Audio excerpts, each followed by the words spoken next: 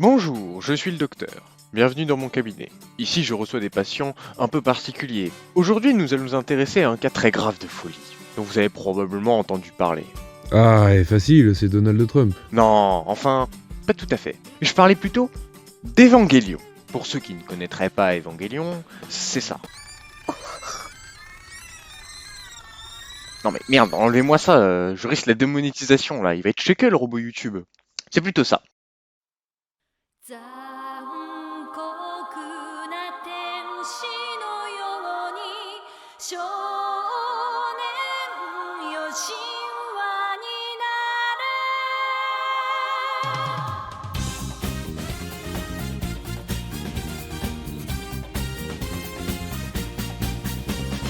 Même si une image vaut 1000 mots, je préfère tout de même vous faire un court résumé de cette tragédie vers la folie et la drogue. L'anime nous raconte donc l'histoire d'une victime. Pardon, ayons un peu de respect pour lui. J'ai donc qu'on nous racontait l'histoire de Shinji la victime, qui a été abandonné par son connard de père il y a quelques années de cela. Son papounet chéri finit par reprendre contact avec lui et lui demande de venir là où il habite.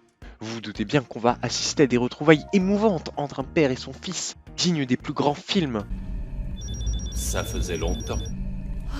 Décide-toi et fais vite. Si c'est non, va-t'en.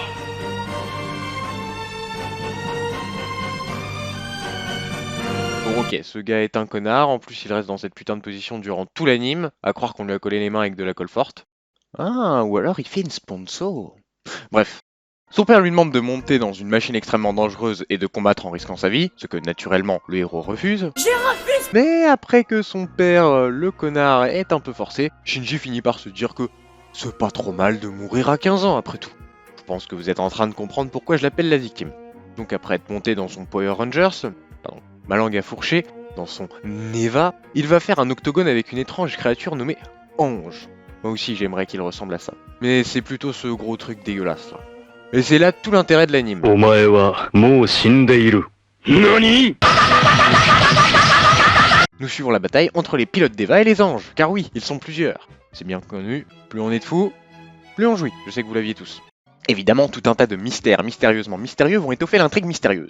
Petite précision chiante mais intéressante, il existe en gros 3 principaux pilotes, et chacun incarne une réaction face à une situation donnée. Oui, je suis expert en sociologie, j'ai plusieurs diplômes. Asuka, la waifu adulée par internet, non mais sans déconner, cette fille c'est vraiment... Elle est adorée pour une raison que j'ignore. Regardez-moi tout ça. Enfin bon, elle représente l'opposition. En gros, c'est le chef des gilets jaunes, si vous voulez. Rei incarne la soumission.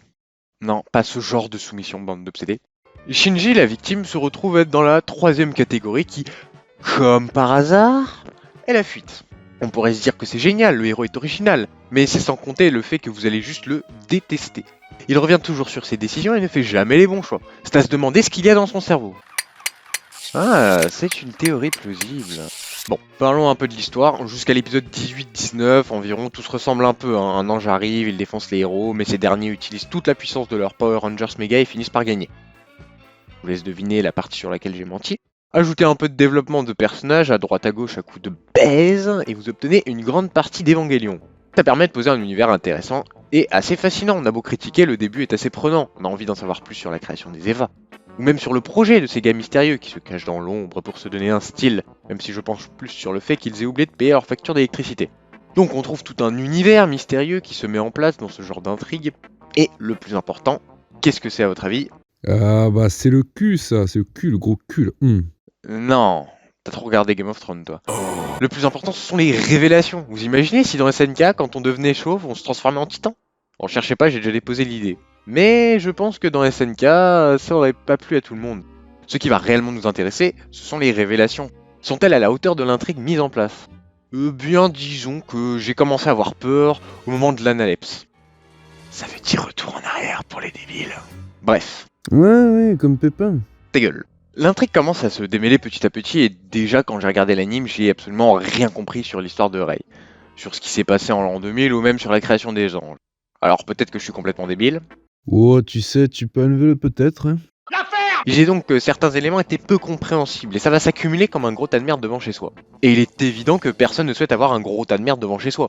À part peut-être les scatophiles. Et vous, Paul, quand vous est venu le goût de la mer? Donc ça commence à devenir problématique. Surtout qu'on a envie de comprendre, on n'a pas suivi plus de 20 épisodes pour rien. Bon, après j'ai bien regardé plus de 60 épisodes du pire anime du monde, hein. Allez, je vous aide. Le premier mot c'est Sword, ensuite Hard, puis Online. Ouais, je parle bien de toi, Kiri merde. Pour Evangelion, c'est d'autant plus dommage dans le sens où l'histoire semble intéressante, même si on dirait que l'auteur était un peu bourré quand il l'a écrit. Bon ok, un peu beaucoup. Prenons le dernier ange. Il est vraiment pertinent et original, mais il est tellement mal intégré et en si peu de temps, comme tous les autres, j'ai envie de dire, mais on sent bien que c'est du gâchis.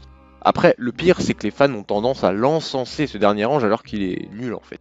C'est un peu comme si vous disiez que votre perso préféré de Dragon Ball c'était Tenshinhan, alors que tout le monde sait que le meilleur perso c'est Yamcha. Non mais matez-moi ce flot de furieux. Et maintenant nous voilà dans la meilleure partie, hein. Et oui, si je voulais absolument vous parler d'Evangelion, hein, c'était pour sa fin. Mais avant tout, je dois vous expliquer la particularité de la fin d'Evangelion. Il y en a 69 différentes. Me demandez pas pourquoi, hein, pur hasard. Hein. Trêve de plaisanterie, il y en a 4. Alors faut savoir que c'était pas prévu comme ça, hein. Déjà les 2 dernières fins créées, je n'en parlerai pas, hein. Bah oui, il faut bien que je garde un peu de contenu pour la prochaine fois. Après tout, comme Fillon, j'aime l'argent. À travers Pénélope, on cherche à me casser. Pour revenir à notre tas de merde, je ne vais évoquer que la fin de l'anime, et la fin d'El Famoso, The End of Evangelion. Pour la fin de l'anime, ça va être rapide. Ils n'avaient, semble-t-il, plus de budget, donc ils ont décidé d'appliquer la politique des verts. Et ouais, ils ont fait du recyclage, hein, c'est ça. C'est déjà le cas de certaines scènes dans le reste de l'anime, hein, mais là c'est 10 milliards de fois pire. Hein, et j'exagère à peine, hein, suffit de voir les extraits. En fait, c'est un peu comme si on regardait un truc sous LSD. C'est assez intéressant, hein, et voire même fascinant. Et donc vous avez ça pendant 40 minutes en tout. Mais c'est pas ça le pire, c'est tout ce qui se raconte en fond. On est à un niveau de branlette intellectuelle que même un prof de philo finirait par devenir fou, hein, c'est dire. Mais vous savez, moi je crois pas qu'il y ait de bonnes ou de mauvaises situations. Moi, si je devais résumer ma vie aujourd'hui avec vous, je dirais que c'est d'abord des rencontres. Bon, cette fois au moins l'avantage d'expliquer un peu plus ce qu'est le plan de complémentarité de l'homme. Mais sinon ça n'a absolument aucun intérêt. Hein. Même si j'adore tirer sur les ambulances en train de brûler avec des pneus crevés, je ne vais pas trop les blâmer pour ça. De toute façon, j'ai 1 million d'autres choses sur lesquelles je peux déverser tout mon sel. Nous en arrivons ainsi au film The End of Evangelion. Admirez mon sublime accent anglais digne de notre cher ancien président Hollande. Be proud of you. Bon, cette fois ils ont appris de leurs erreurs. Ils ont du budget, et ils ont un peu plus de temps pour nous faire une bonne fin. Sûr que ça va bien se passer. Pas vrai? Pour tout vous dire, et là c'est véridique, quand j'ai regardé le film pour la première fois, ma réaction pendant la première moitié était de l'incompréhension. Je dois probablement avoir battu le record du nombre de what the fuck prononcés à la minute. Oui, je viens de l'inventer, mais maintenant je détiens le record. Pour ce qui est de la seconde partie, eh bien... j'ai craqué, hein. Je me suis marré. Et ouais, j'ai compris ce qu'était réellement Evangelion, un truc tellement con, tellement stupide que ça en devient drôle, et je dirais même plus hilarant. Bon, c'est sympa de critiquer sans expliquer, mais maintenant, voilà ce que j'en ai vraiment pensé. Alors, déjà, on a la scène la plus cringe de tout l'anime, pourtant des scènes qui m'ont fait dire « Putain, là c'est trop », il y en a un paquet, hein, notamment un tout petit peu de fanservice, hein, mais juste un peu, hein. Mais la scène de film qui surpasse tout ça, elle se déroule dans un hôpital, hein. Je pense que ceux qui ont vu l'anime savent de quoi je parle. Pour vous donner une petite idée, j'ai écrit une magnifique citation dessus. C'est pas parce qu'on sait fabriquer des robots qu'on sait utiliser un mouchoir. Oui, je sais, je suis le futur Victor Hugo, vous pouvez le dire. Bon, rien qu'avec cette scène, qui est au tout début, hein, je rappelle, je sentais que le film allait se casser la gueule. Et je me trompais, hein, puisque le film a fait bien pire. Durant la première moitié, tout se passe plutôt bien, même si plein d'éléments que je piche pas sont intégrés. J'ai littéralement dû consulter tous les forums des années 2000 qui en parlaient. Imaginez l'enfer de lire plusieurs dizaines de pages qui parlaient de cet anime comme étant un chef-d'œuvre. J'ai quand même trouvé un gars lucide qui comprenait pas la fin, et un taré du forum lui a répondu « Non, mais je peux pas te dire la fin, faut que tu comprennes par toi-même, comme ça tu comprendras que c'est un chef-d'œuvre. » C'est un peu comme si je disais que quelqu'un faisait une œuvre invisible et que t'avais des gens qui soutenaient le projet. Merde. Einstein avait donc raison, hein. La stupidité humaine est infinie. La seconde moitié est donc un gros bordel, hein. Non, pas ce genre de bordel. Il y a des géants, puis des explosions partout, et puis ça se termine dans l'espace. Or, règle numéro 1 des animes de mecha, ne jamais finir dans l'espace. C'est même écrit dans la Constitution. Ah si, hein, regardez là, juste à côté de toute personne impression SAO est condamnée à mourir dans d'atroces souffrances. Vous pouvez pas dire le contraire. De facto, on en arrive à un point où on comprend plus rien de ce qui se passe. Alors évidemment, les rageux diront que c'est moi qui ne pige rien à l'art d'Evangelion, mais c'est faux, hein, arrêtons de nous leurrer, vous cherchez juste des excuses pour cacher l'énorme branlette intellectuelle qu'est votre anime. Même la musique semble incohérente. Imaginez une scène complètement what the fuck et bizarre d'un anime avec cette musique en fond.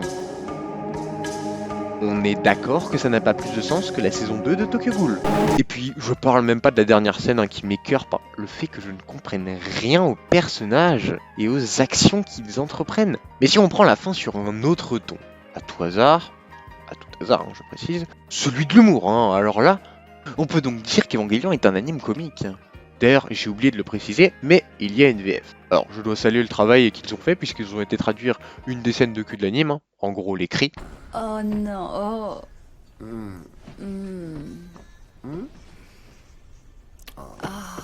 Mais par contre, ils sont pas foutus de parler correctement français. Genre là, À qui la faute? La faute à mon père. tu dis un fils de pute ou un fils à pute? Bon bah voilà, c'est pas compliqué de dire la faute de mon père. Sinon, je trouve que les voix sont vraiment très mauvaises et collent pas avec des personnages. Ils ont même réussi à donner une voix qui fait encore plus passer le héros pour une sous-merde. J'ai tellement souffert.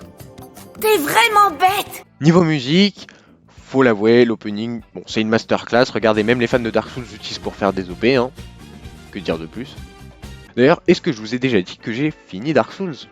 Les autres OST sont nuls ou répétitifs. Juste écoutez ça 5 secondes et vous comprendrez l'enfer que c'est d'entendre des musiques d'Evangelion en boucle.